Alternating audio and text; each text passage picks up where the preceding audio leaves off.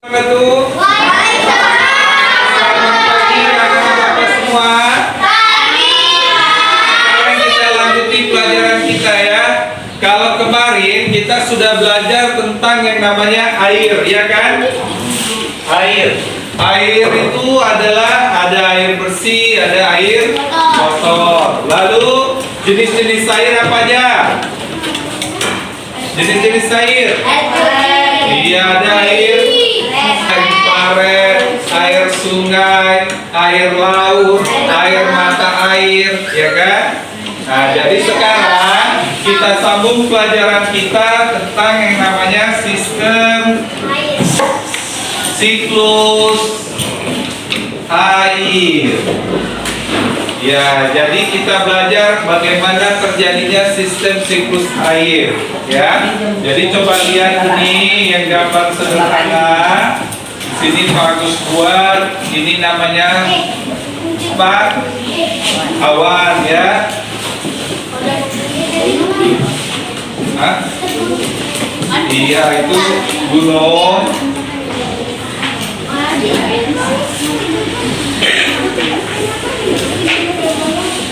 Ya.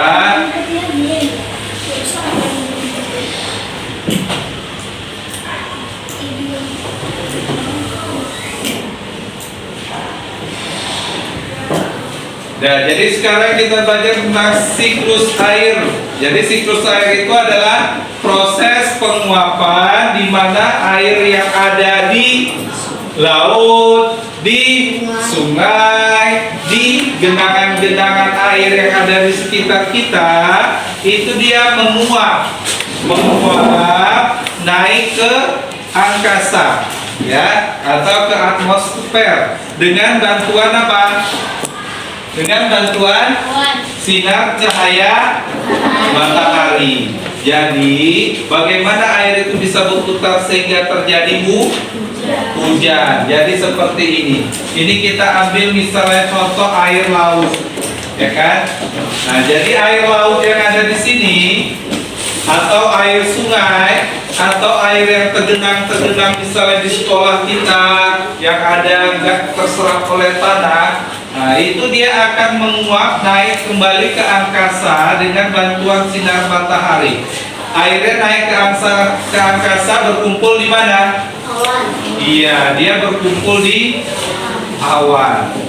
Bagaimana airnya bisa naik ke awan?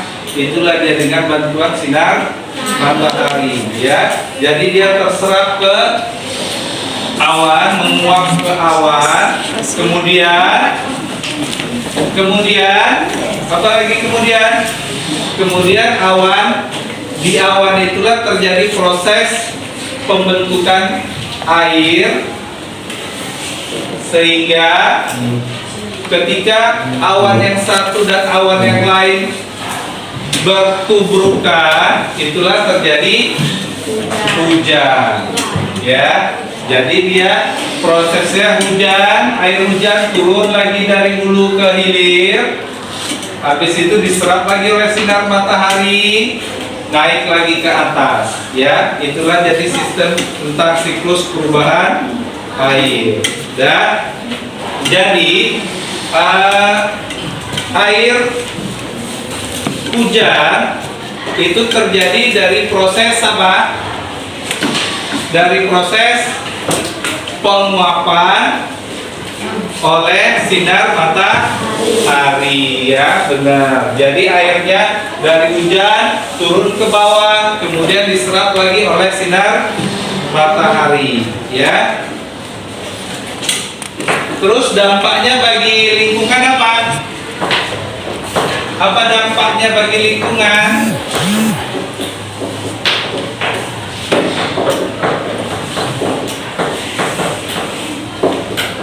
Ya, jadi dampak bagi lingkungan dari siklus air ini, itulah dia menyebabkan lingkungan menjadi kalau misalnya kena hujan, pepohonan menjadi apa? Basah. Ya, basah, lalu pepohonan menjadi Basah. subur. Kenapa subur? Karena disiram oleh hujan. Ya, terus apa? Air tidak tergenang. Ya kan? Kenapa tidak tergenang? Karena dia saling berputar airnya kan? Airnya jatuh ke tanah dari hujan, kemudian diserap lagi oleh sinar matahari. Jadi dia terjadi siklus perputaran air. Jadi airnya tidak tergenang lagi di jalan-jalan ya. Dan kemudian apa manfaat dari air tadi? Apa manfaat dari air?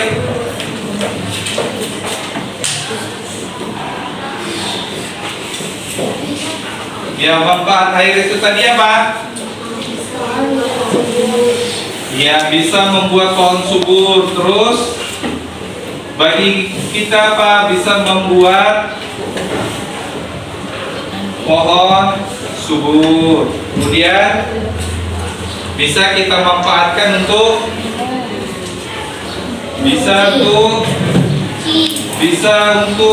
mencuci, ya kan? Air hujan tadi bisa untuk diminum, ya kan?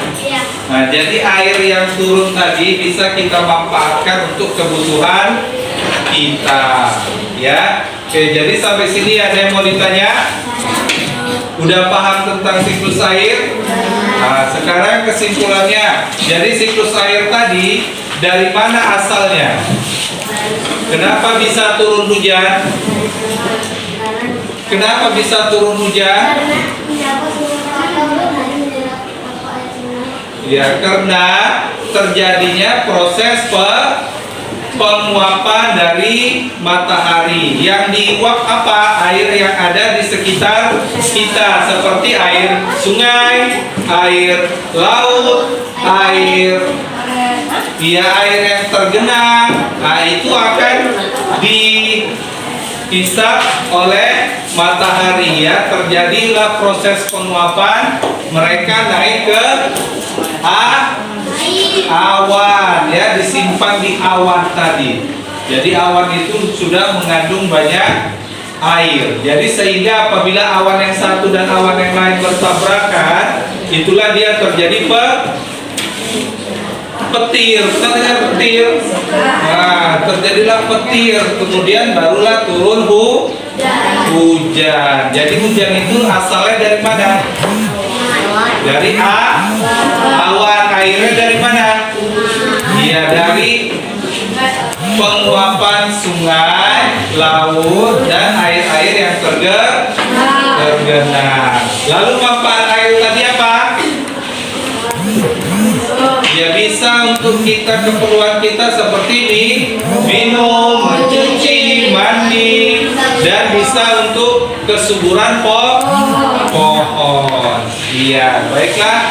Sampai di sini dulu pembahasan kita tentang siklus air. Nanti akan Pak Agus kasih tugasnya ya. Nah, baiklah, sampai di sini. Wabillahi taufiq wal hidayah. Assalamualaikum warahmatullahi wabarakatuh. Waalaikumsalam warahmatullahi wabarakatuh.